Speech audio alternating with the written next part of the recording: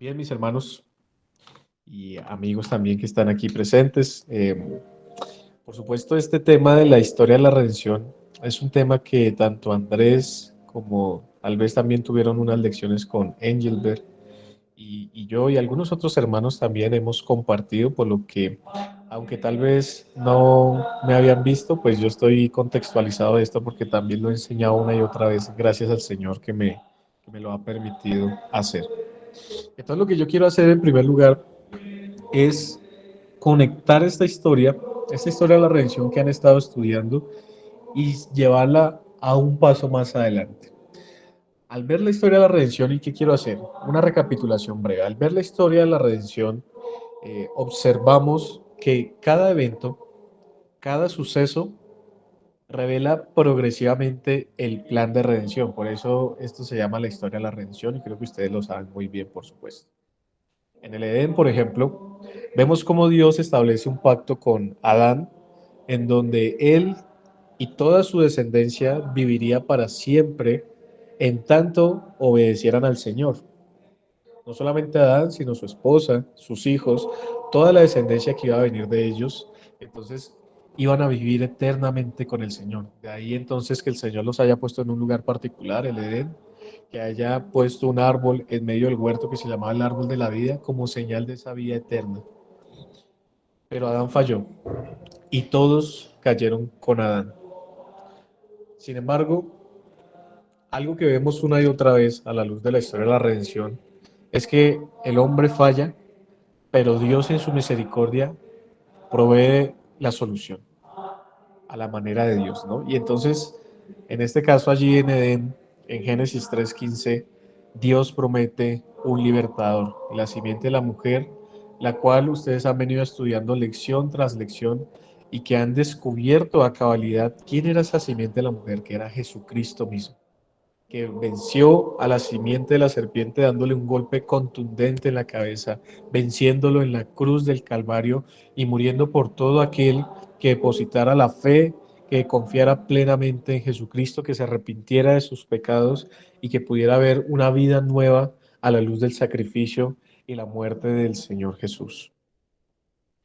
Entonces Dios promete ese libertador y todos aquellos que se acercaran a Dios a su manera se unirían a esta promesa, la promesa de Génesis 3:15. Y tal vez ustedes recuerdan eh, el reiterar una y otra vez cuál es la manera en la que uno se debe acercar a Dios, ¿no? Fe, sacrificio y derramamiento de sangre. Allí en la cruz vemos el sacrificio y el derramamiento de sangre que una y otra vez en el Antiguo Testamento tuvo que efectuarse, pero que ahora se efectuó una vez y para siempre en el Cordero de Dios que quita el pecado del mundo. Sin embargo, la manera de acercarse a Dios sigue siendo la misma, desde el principio hasta el día de hoy, no solamente allí en la Biblia, sino en lo que ahora nosotros, personas que hemos depositado la fe en Cristo Jesús o que vamos en camino hacia a ello, Dios quiera así, entonces podemos notar que solamente hay una manera de acercarnos a Dios, que no es como a veces un pastor lo diga, o como un maestro lo diga, o como un cura o un párroco lo diga, sino como la palabra de Dios dice. Y es lo que ustedes han estado observando lección tras lección. La manera de Dios, fe, sacrificio y derramamiento de sangre. Ahora, toda esta familia, todos estos hombres y mujeres que depositaron fe en esa promesa de Génesis 3:15, una promesa que ellos no podían ver plenamente, pero que hoy día nosotros la podemos ver a la luz de las Escrituras claramente, que era Jesucristo. Todos ellos entonces se unen a ese pueblo, se unen a esa línea particular, la línea de la simiente de la mujer. Y entre ellos está primero Adán, que a pesar de que él pecó, el Señor le proveyó una solución. Recuerden las pieles de los carneros con las que fueron vestidos. Y de ahí en adelante el Señor les enseña cómo deben hacer las cosas. Y entonces viene Set, viene entonces Noé más adelante, viene Abraham, viene Moisés, y todos ellos hacían parte de esta promesa. Luego, entonces vemos que una nación es establecida y esta nación es llamada Israel, de la cual saldría el Salvador.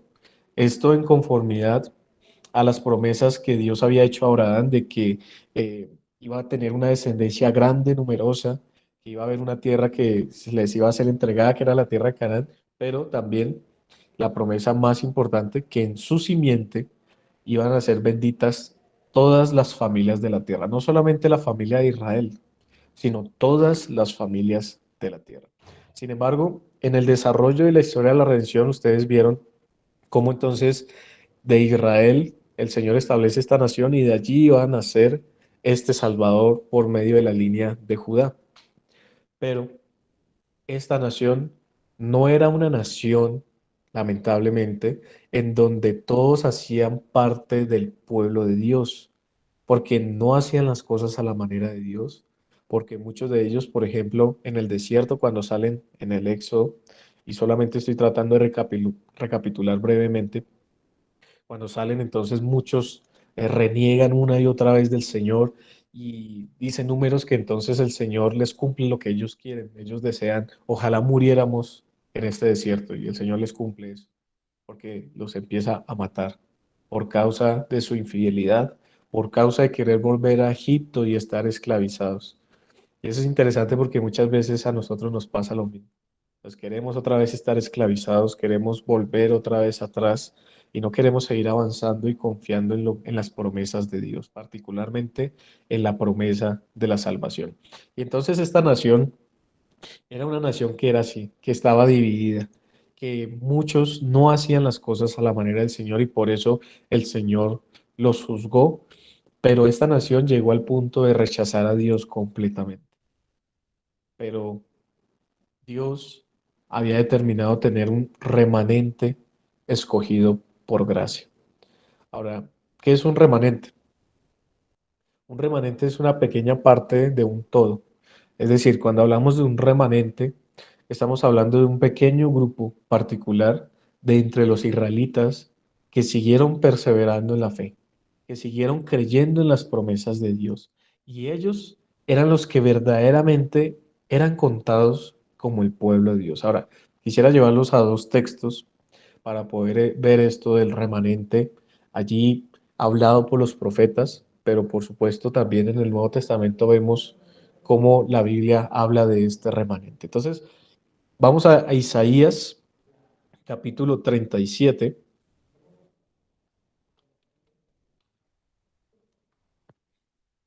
Isaías capítulo 37, versículo número 32.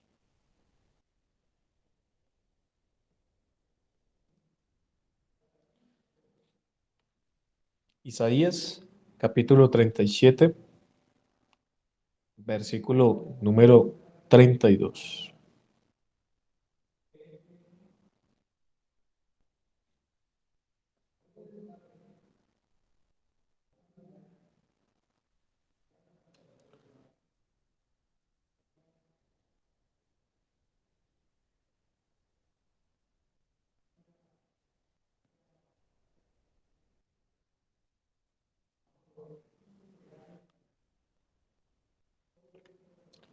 Esperemos que aparezca ahí en pantalla y lo leemos.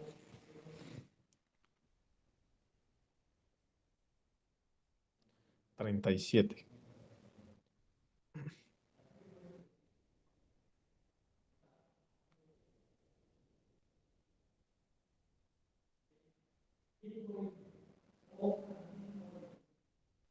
Bueno, vamos a irlo leyendo.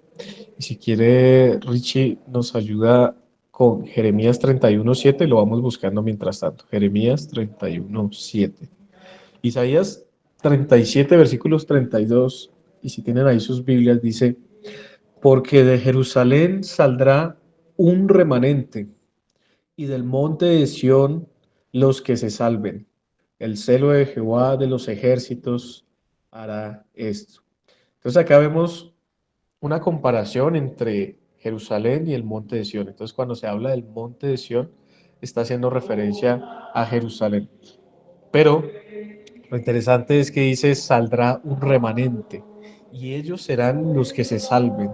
Es decir, que no toda la nación de Israel se iba a salvar, sino solamente ese remanente escogido por gracia. Y eso es algo que siempre nosotros vemos a través de la palabra, ¿no? Que son pocos los que hacen las cosas a la manera de Dios. Tal vez ustedes recuerdan la lección de Noé y el arca, y cómo solamente entre todo el mundo, entre todas las personas, son 8 las que se salvan, las que entran en el arca.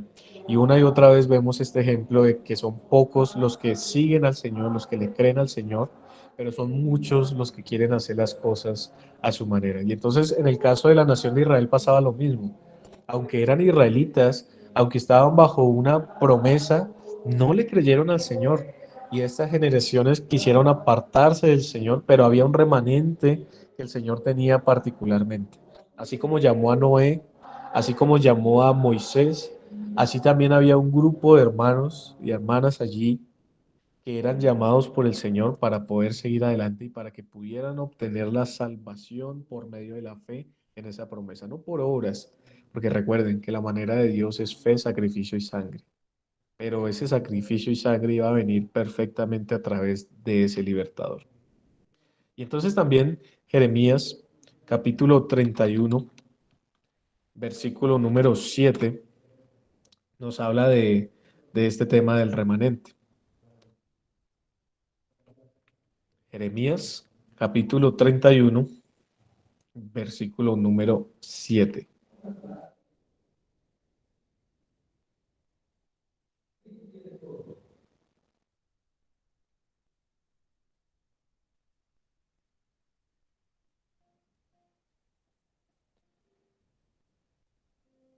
Y el versículo 7 entonces dice así, porque así ha dicho Jehová, regocijaos en Jacob con alegría y dad voces de júbilo a la cabeza de naciones. Haced oír, alabad y decid, oh Jehová, salva a tu pueblo, el remanente de Israel. Miren lo interesante de este texto, porque en este texto en Jeremías está diciendo que quién es el pueblo de Dios. El pueblo de Dios no es Israel entero. El pueblo de Dios es el remanente de Israel, es decir, es esa pequeña parte que era fiel al Señor. Algunos reyes fueron fieles, algunos profetas fueron fieles al Señor. Y ustedes de pronto alcanzaron a ver algo de esto. Y a través de este pueblo era que seguía perseverando el desarrollo y el establecimiento un día de la promesa en Cristo Jesús. Entonces, ese remanente es el que es, entonces, el Israel de Dios. Y para ser más específico, Dios llama a este pueblo, a este remanente particular, el Israel espiritual, el Israel espiritual de Dios. Ya no es la nación física que lo rechazó, sino aquellos que por la fe reciben la promesa. Ahora, miremos otros dos textos. Ahora, todo esto nos va a ayudar y ahorita van a ver por qué, porque yo voy hacia un punto, pero quiero que veamos cómo todo se conecta para poder traerlo a nosotros a la hora. Entonces, quiero que me sigan en todo esto para que vean el desarrollo que ustedes ya estudiaron, pero que tiene algunos aspectos que son importantes para poder entender cómo ahora entonces nosotros vamos a seguir avanzando en este estudio, en nuestra vida, si hemos depositado fe en Cristo Jesús. Entonces quiero invitarlos a dos textos más que están en el libro de los Romanos, en la carta a los Romanos que está en el Nuevo Testamento. Y vamos a ir a dos textos allí. El primero está en Romanos, capítulo número 9, versículo número 27. Romanos, capítulo número 9, versículo número 27. Esta verdad, allí en el versículo 27 del remanente, aún en tiempos de Jesús es aplicada y aún después de Jesús, porque esta epístola que vamos a leer de Romanos fue escrita después de la vida de Jesús, probablemente 20 años, 30 años después, y aún así se sigue hablando de un remanente. Miren lo que dice el verso 27. También Isaías clama tocante a Israel. Si fuera el número de los hijos de Israel como la arena del mar, tan solo el remanente será salvo, porque el Señor ejecutará su sentencia sobre la tierra en justicia y con prontitud. Así que Aquí en el Nuevo Testamento todavía se da la idea de un remanente escogido por gracia. Y esto es importante porque a veces se malentiende y se dice que en el Antiguo Testamento todos los judíos eran salvos. Y eso no es cierto, ustedes lo pudieron notar a través del estudio que se hizo. Y es que muchos se iban en contra de la voluntad del Señor, muchos hacían las cosas a su propia manera y no a la manera del Señor. Y por eso es importante notar esto, porque por la gracia de Dios, o sea, porque Él quiso ayudar a unos, es que pudo preservarse un pequeño grupo particular del cual entonces venía el Cristo. Pero en Romanos también hay otro texto, en el capítulo número 11, versículo número 5, que nos explica y nos muestra este tema nuevamente del remanente escogido por gracia. Ahora, ¿por qué es escogido por gracia? Porque es porque el Señor quiso, o sea, porque estas personas no lo merecían, porque estas personas solamente tenían que seguir el camino de todos los demás, ir hacia la condenación eterna, pero el Señor quiso escogerlos particularmente y llevarlos hacia el camino de la manera de Dios. Entonces dice el versículo número 5, así también aún en este tiempo ha quedado un remanente escogido por gracia.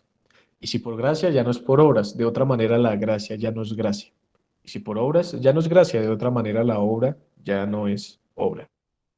Entonces, miren que aún en el tiempo en el que se escribió la epístola a los romanos, sigue habiendo la idea de un remanente escogido por gracia. Y diría yo que aún hoy ese remanente está de los judíos. O sea, aún los judíos rechazan a Cristo. Aún muchos judíos dicen que Cristo no es el Mesías, pero un grupo particular que el Señor ha escogido entre ellos creen en la promesa del Salvador. Ahora, este remanente es el que se observa también en la cruz del Calvario. Hace poco ustedes vieron esta lección. Dos judíos al lado de Cristo, uno a su derecha, otro a la izquierda, dos ladrones. Y probablemente eran judíos porque estaban en ese entorno y eran juzgados por ese Sanedrín allí judío. Y entonces estaban allí uno al lado del otro. Conocían quién era el Mesías a través del Antiguo Testamento, pero no creían en él. Pero uno de estos dos entonces cree y dice, acuérdate de mí cuando estés con el Padre. Y el Señor Jesús dice, de cierto te digo que hoy estarás conmigo en el paraíso. Entonces, hasta allí llegan esos dos caminos que ustedes estuvieron estudiando. Hasta allí llegan esos dos tipos también de hijos, porque recuerden que unos son hijos de Satanás, los que hacen las cosas a su manera, y otros son hijos de Dios, los que hacen las cosas a la manera de Dios. Dos formas de hacer las cosas, dos tipos de hijos, dos caminos. Hasta la cruz podemos ver ese ejemplo. Ahora, con la muerte de Cristo se establece un nuevo pacto. Había un pacto allá con Adán que Adán traspasó. Pero ahora en el segundo Adán, que es Jesucristo, se establece un pacto a través de su sangre derramada y aquellos que crean en el Señor hacen parte de este pueblo especial. Quiero llevarlos nuevamente a Romanos capítulo 9 y vamos a ver el versículo 6 y versículo 8 que expresa esta idea que yo estoy tratando de compartir con ustedes. Romanos capítulo número 9, versículo del 6 al 8. Entonces dice, no que la palabra de Dios haya fallado, porque no todos los descendientes de Israel son israelitas. Entonces ahí está lo que yo estoy explicando. Ni por ser descendientes de Abraham son todos hijos, sino en Isaac te será llamada descendencia. Esto es, ¿qué quiere decir? No los que son hijos según la carne son los hijos de Dios, sino que los que son hijos según la promesa son contados como descendientes. O sea, ¿quiénes son los descendientes? Los hijos de la promesa. ¿Quiénes son los descendientes? Los de la fe de Abraham. Recuerden que Abraham creyó y le fue contado por justicia. Y así todo aquel que cree le es contado por justicia. Es decir, no, la salvación no depende de una línea sanguínea, que muchos entendieron eso de manera incorrecta. Ahora, está diciendo el texto, la salvación depende es de hacer las cosas a la manera del Señor, de depositar fe en esas promesas. Y eso ustedes lo vieron una otra vez, no son según la carne, sino según la promesa los que son contados por descendientes. Y nuevamente dice el versículo 6, porque no todos los que descienden de Israel son israelitas. Es decir, ¿quiénes son los verdaderos israelitas? ¿Cuál es el verdadero Israel de Dios? El verdadero Israel de Dios son todas aquellas personas que depositan la fe en Cristo Jesús. Todas aquellas personas que desde el Antiguo Testamento creyeron en esa promesa del libertador, de la simiente de la mujer, del príncipe de paz, del siervo sufriente. Y ahora con más luz y más claridad a través de la palabra de Dios, vemos que ese tenía un nombre que era Emanuel, pero que lo conocemos como Jesús, como Cristo, como el Señor. Y todos aquellos que depositan su fe en Él hacen parte de un pueblo, hacen parte de un grupo de personas que creyeron y que aun cuando parten de este mundo se unen a ese pueblo de manera espiritual también. Entonces, estos dos caminos siempre los vamos a ver, estos dos tipos de hijos y estas dos formas de hacer las cosas. Pero ahora en este pacto, entonces el pueblo de Dios no es una nación física, sino un pueblo espiritual al que los creyentes son unidos por medio de la fe. Y esto se cumple en el nuevo pacto, pero la pregunta sería, ¿aún ellos allí en el Antiguo Testamento sabían que esto iba a ocurrir? Y la respuesta es sí, ellos sabían que iba a ocurrir porque uno de los profetas que el Señor había enviado a la nación les anunciaba estas verdades. Entonces quiero invitarlos también a otro texto que está en Jeremías capítulo número 31 para poder ver cómo esto había sido anunciado de antemano y cómo precisamente se cumple a través de la venida del Señor Jesucristo.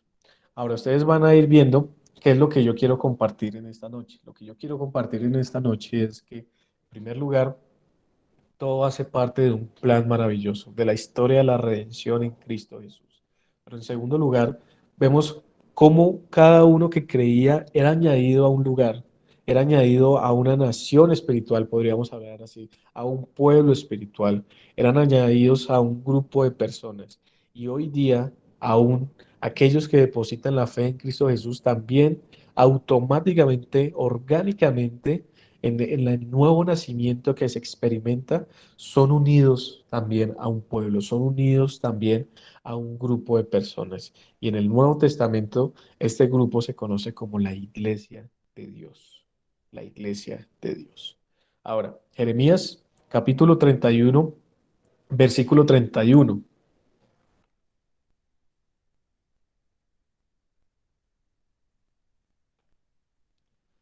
Jeremías 31, versículo 31, entonces dice, He aquí, vienen días, dice Jehová, en los cuales haré nuevo pacto con la casa de Israel y con la casa de Judá.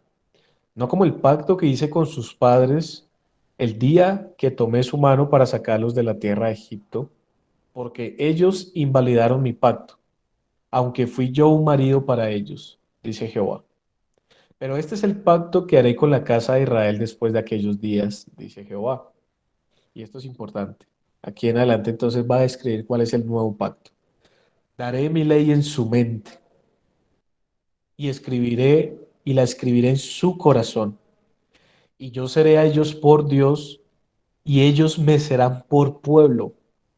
Y no enseñará más ninguno a su prójimo ni ninguno a su hermano diciendo, conoce a Jehová, porque todos me conocerán.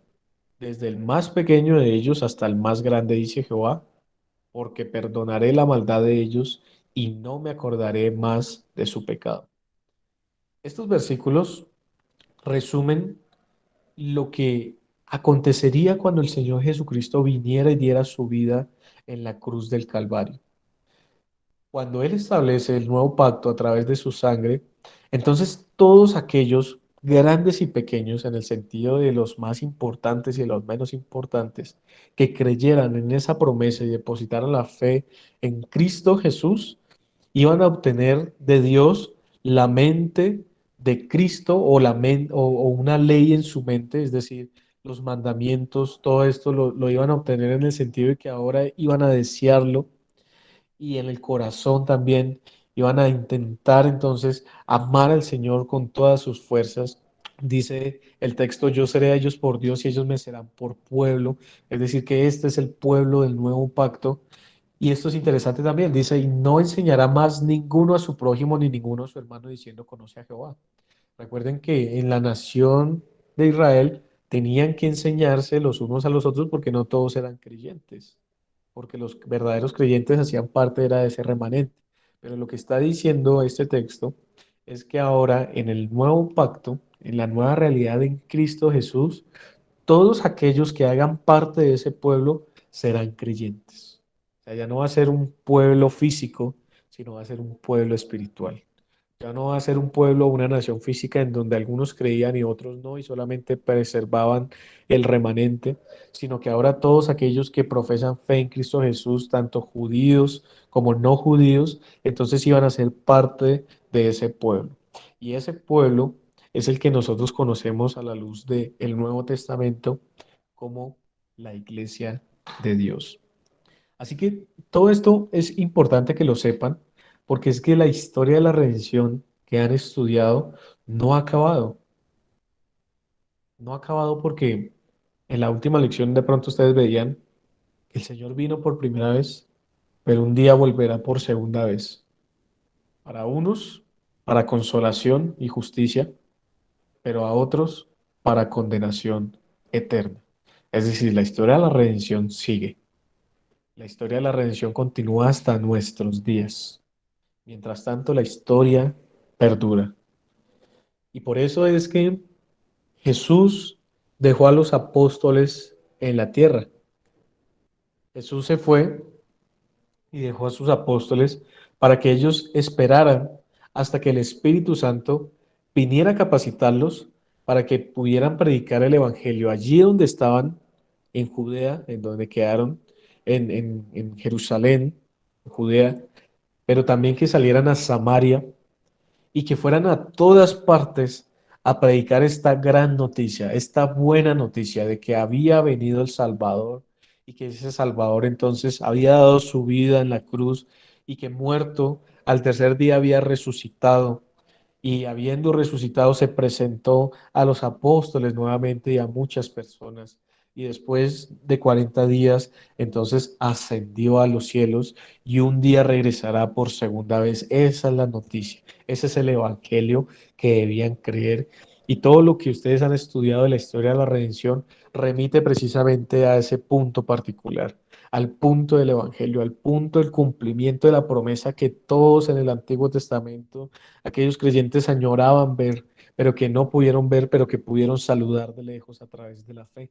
Y que hoy día nosotros tenemos el privilegio de poder conocer a través de la palabra de Dios. Ahora, esto de la expansión del Evangelio, de que iban a empezar allí en Jerusalén, en Judea, en Samaria y hasta los confines de la tierra, se cumple en el primer siglo de nuestra existencia. Entonces, lo que es del año, diría yo, del año 33, desde que el Señor Jesús entonces muere y resucita, aproximadamente año 33, hasta el año 100, es el cumplimiento que nosotros vemos. ¿Y dónde vemos ese cumplimiento, esa expansión? A través del Nuevo Testamento, a través de libros, por ejemplo, como el libro de Hechos. Y yo quisiera invitarlos un momento a ese libro a Hechos y vamos a el capítulo número 1 y vamos a evidenciar esto allí mismo en la palabra.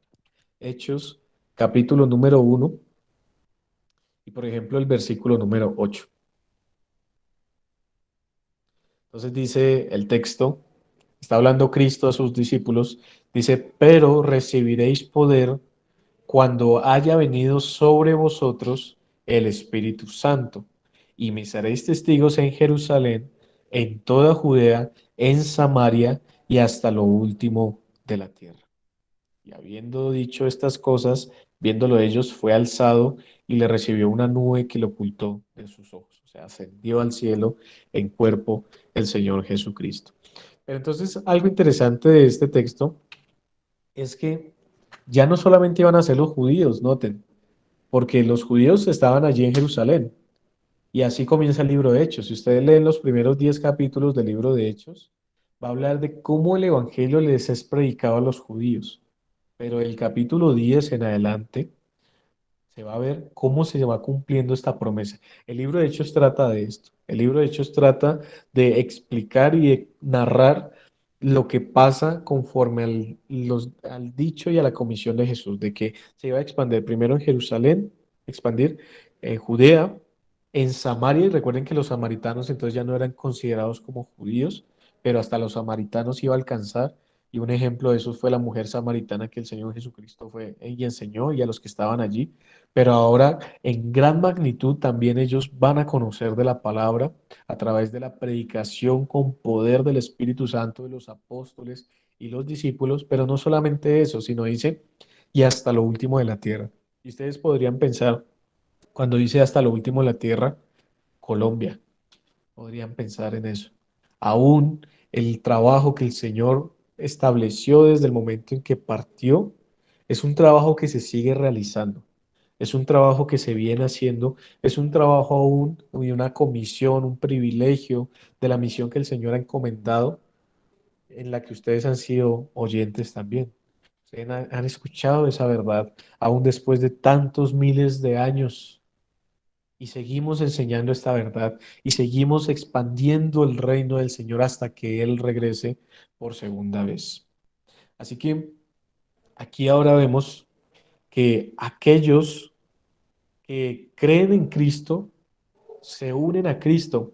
Pero entonces en el nuevo pacto hay una nueva realidad. Y es que ya no estamos hablando de una nación física, como les decía, sino de un pueblo espiritual.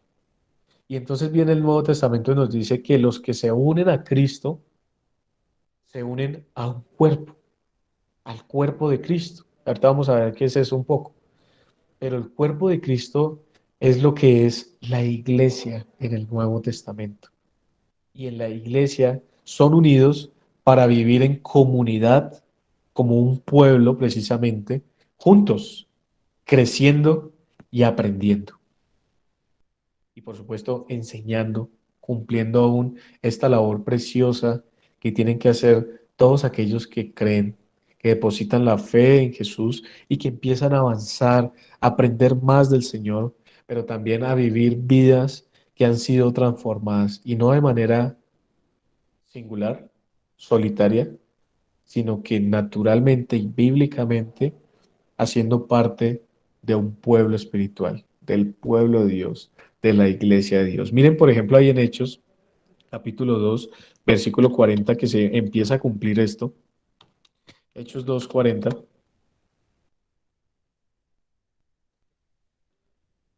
Y entonces en Hechos 2 ya el Espíritu ha llegado, ha capacitado a los discípulos, a los apóstoles, y ellos empiezan a predicar con denuedo, con seguridad, con confianza, y empiezan a hablar en el idioma de cada uno de los que habían venido a celebrar una fiesta que se llamaba la fiesta del Pentecostés.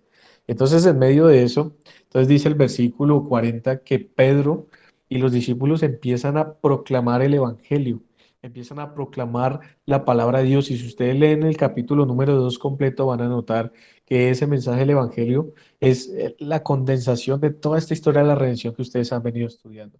Pero entonces dice el versículo 40, y con otras muchas palabras, hablando de Pedro, dice, testificaba y les exhortaba diciendo, sed salvos de esta perversa generación. Esa es la conclusión del discurso que estaba dando. Pero miren lo interesante del versículo 41. Así que los que recibieron su palabra fueron bautizados y se añadieron aquel día como 3.000 personas y perseveraban en la doctrina de los apóstoles, en la comunión unos con otros, en el partimiento del pan y en las oraciones.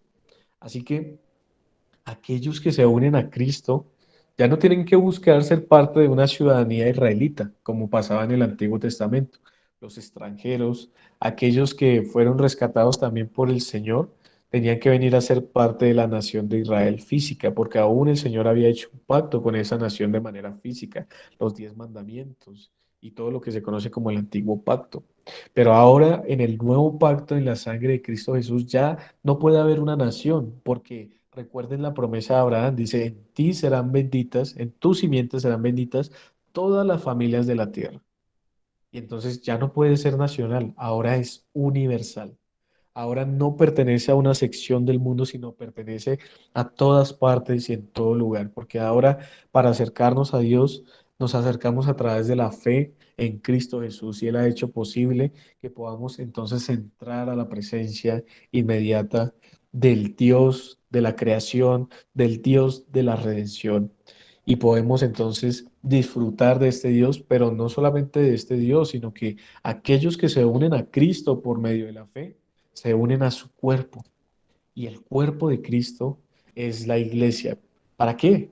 Para vivir en comunidad juntos, creciendo y aprendiendo, que eso es lo que dice el versículo número 42.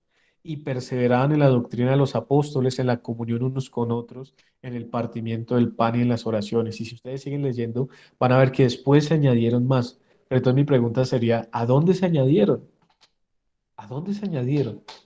A la iglesia que había en ese momento. La iglesia en sus inicios contaba con los apóstoles, después contaba con 120 personas, 120 creyentes que estaban en el aposento alto orando y esperando que el Espíritu Santo descendiera para que les diera ese poder para poder seguir predicando el Evangelio como Cristo había dicho.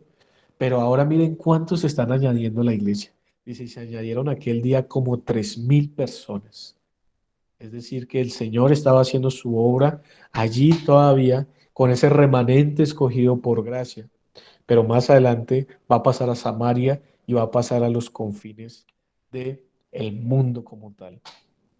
Entonces, miren algo interesante o algo importante, diría yo, para llamar la atención, y es que siempre ha existido en lo largo de toda la Biblia y en lo largo de toda la historia de la redención una dimensión comunitaria de la fe. Abraham creyó, le fue contado por justicia, pero sus hijos creyeron y también fueron parte de esa familia espiritual. En Israel, aunque no todos los israelitas eran israelitas verdaderos, el remanente escogido por gracia creyó en el Señor y era un grupo particular que el Señor allá en Jeremías, como leíamos, lo consideraba como su pueblo. Y en el nuevo pacto también pasa lo mismo.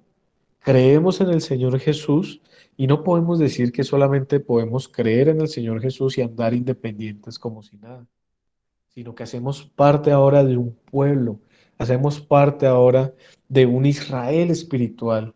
¿Y cómo se manifiesta eso? A través de iglesias locales, a través de iglesias visibles, a través de iglesias donde los que deben estar allí son los creyentes, son los que han creído en Cristo Jesús, los que se han arrepentido de sus pecados. Pero ¿para qué tienen que estar allí?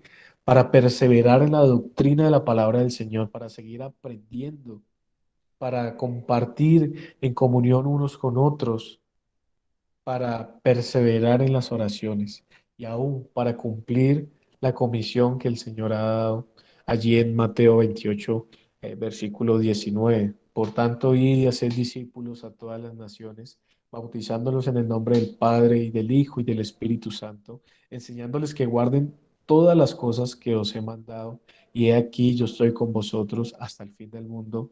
Amén. Así que aquellos que han creído en Jesús se añaden a su iglesia. Aquellos que se han arrepentido de sus pecados y han creído en el Salvador son añadidos al pueblo de Dios. Ahora, esto por supuesto es para aquellos que han depositado fe en el Señor. Y no quiero que me malentiendan.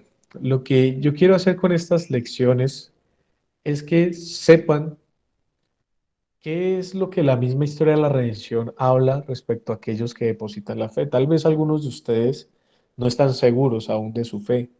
Pues está bien, ustedes pueden seguir considerando, tal vez mirando lo que la palabra del Señor dice y quiera el Señor un día que ustedes puedan entonces tener esa convicción y esa fe en Cristo Jesús. Pero aquellos que han creído en el bendito Salvador, tienen que ver entonces cuál es la belleza de lo que ahora les depara de aquí en adelante. Y es hacer parte de un pueblo, hacer parte de un grupo de personas que han experimentado esa fe que nosotros también hemos tenido y poder disfrutar de las bendiciones de Dios, no solos, sino con otros que también enseñan, que también nos ayudan a crecer.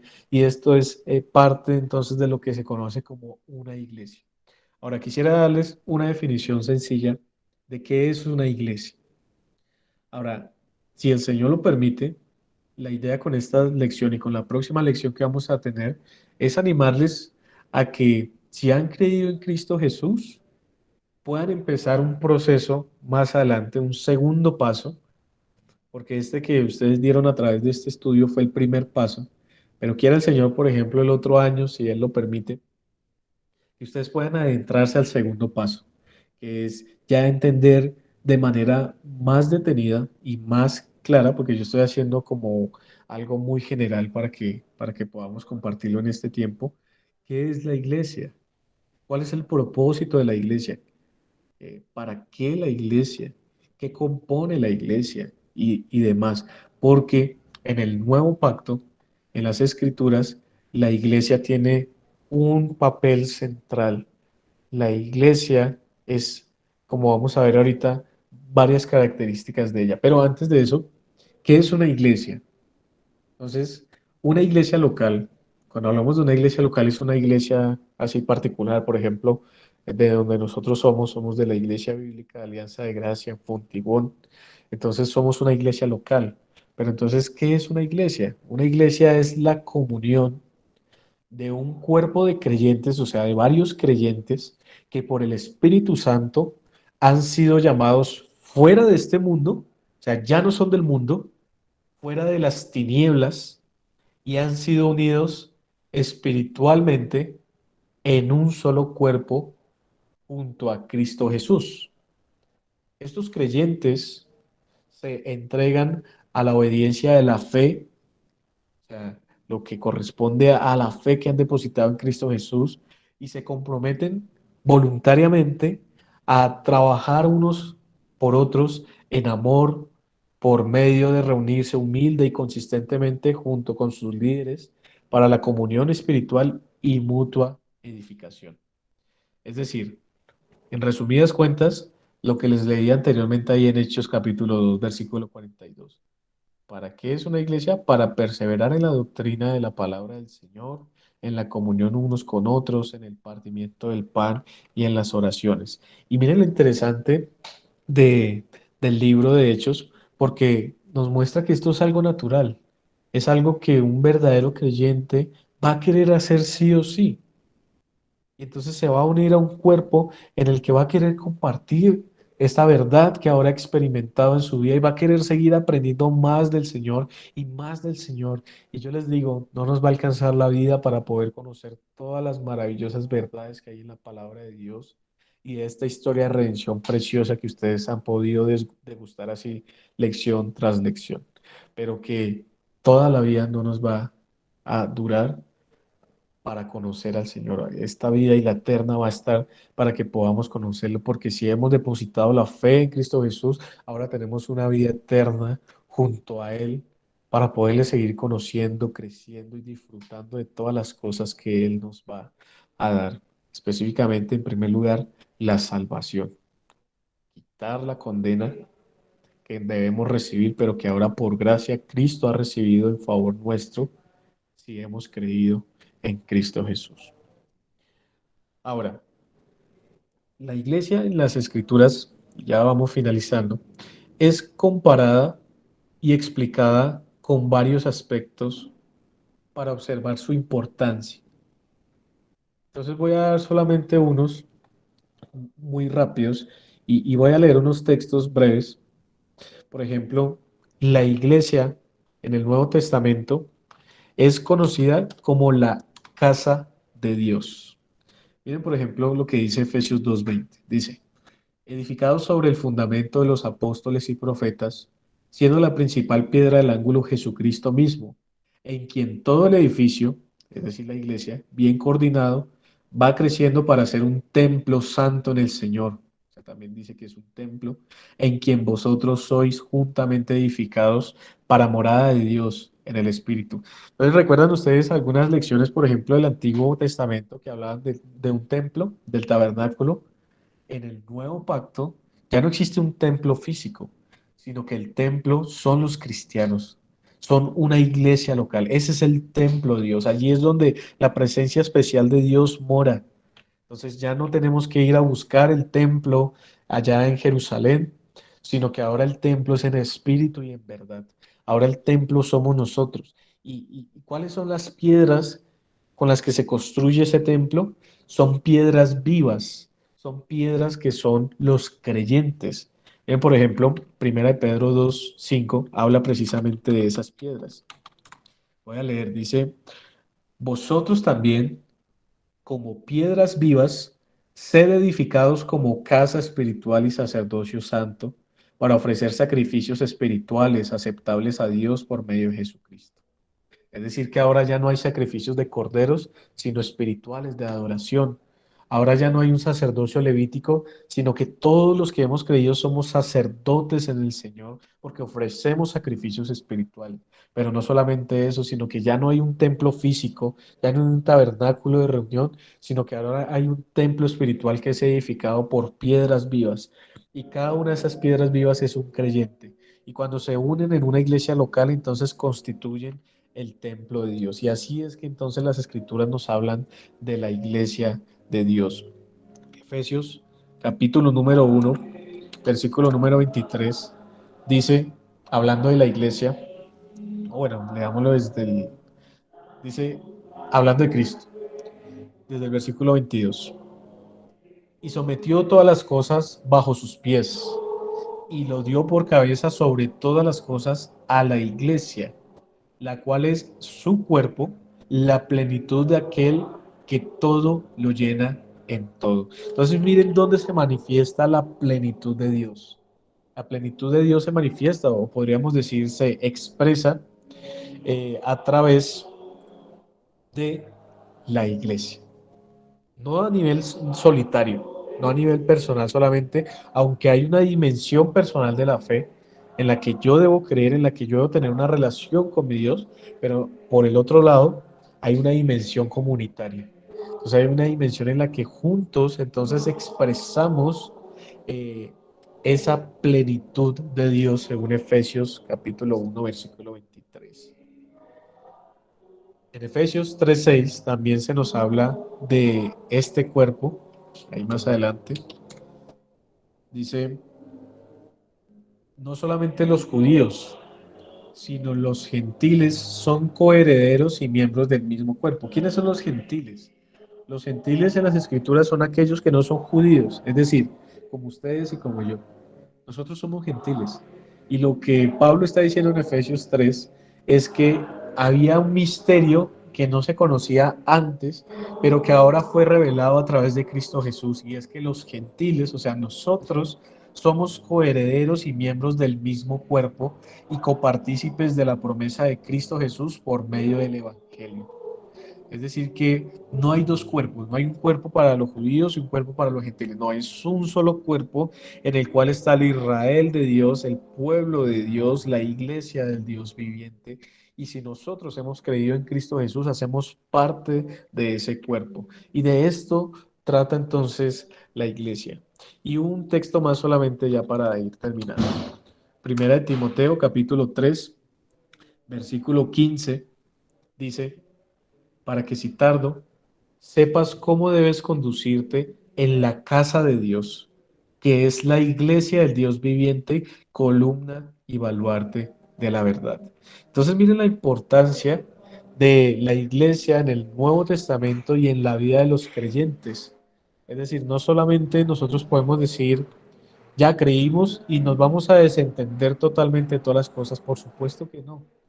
Lo natural de un cristiano es o una persona que ha creído es buscar ese pueblo visible. ¿Dónde están? ¿Dónde están para yo unirme a ellos, para trabajar juntos, para aprender juntos, para crecer juntos? Y aún cuando estemos preparados, cuando el Señor quiera también para enseñar a los demás y para que puedan unirse hasta que Cristo Jesús vuelva por segunda vez. Y allí en ese momento entonces finalizará ese plan de redención porque vendrá para hacer un juicio final y tener un disfrute en una tierra nueva y unos cielos nuevos fuera de este mundo, de la maldad, del pecado, de la tristeza, de la soledad y poder disfrutar plenamente de la presencia de Dios y estar con Él para siempre. Así que, ¿qué vimos hoy? Vimos un poco sobre la historia de la redención y cómo cada evento se iba desarrollando y revelando progresivamente. Cómo desde el antiguo pacto se había anunciado que iba a haber un pueblo en el cual todos iban a ser aquellos que creían en el Señor. Vimos también entonces que había un remanente escogido por gracia y que hoy hay un remanente escogido por gracia, que es el pueblo de Dios, pero que ahora los gentiles, los no judíos, iban a ser parte de ese pueblo también y que a la luz del nuevo pacto, entonces este plan empieza a desarrollarse desde Jerusalén, Judea y Samaria, y este plan se ve desarrollado a través de algo que se conoce como la iglesia, que es la casa de Dios, que es el cuerpo de Cristo, que es el templo santo, y todas estas comparaciones que la Biblia hace para poder describir a la iglesia y la importancia de esta labor. Entonces, yo quisiera concluir brevemente con un llamado a los que han creído. Si ustedes han creído en Cristo Jesús, deben añadirse a una iglesia. Ahora, por supuesto, ahorita tal vez ustedes, algunos podrían decir, no, espere un momento porque yo no sé en qué consiste la iglesia. Y precisamente eso es a lo que yo quiero animarles, a que ustedes puedan seguir estudiando, a que ustedes puedan seguir viendo ahora qué es la iglesia de manera lenta y tranquila y detallada. Y que poco a poco ustedes puedan irse convenciendo de todas estas cosas como lo han venido haciendo a través de la historia de la redención. Pero también hago un llamado a los que de pronto no han creído y es, como dice la palabra, en tanto que se dice hoy, no endurezcáis vuestros corazones. Entonces, ustedes han escuchado el mensaje del Evangelio, ustedes han escuchado las buenas nuevas de que Cristo Jesús vino al mundo y que esa promesa del libertador está latente ahora, tanto en los tiempos que Él vino como hoy día, y tienen la oportunidad aún de creer en el Señor. Entonces, crean en el Señor Jesús porque solamente en Él hay vida eterna, solamente hay una manera de hacer las cosas, solamente hay un camino y es el camino del Señor Jesús. Entonces, crean en el Señor Jesús. Pero también miren lo importante de la Biblia y es que el tema central de la Biblia es Cristo.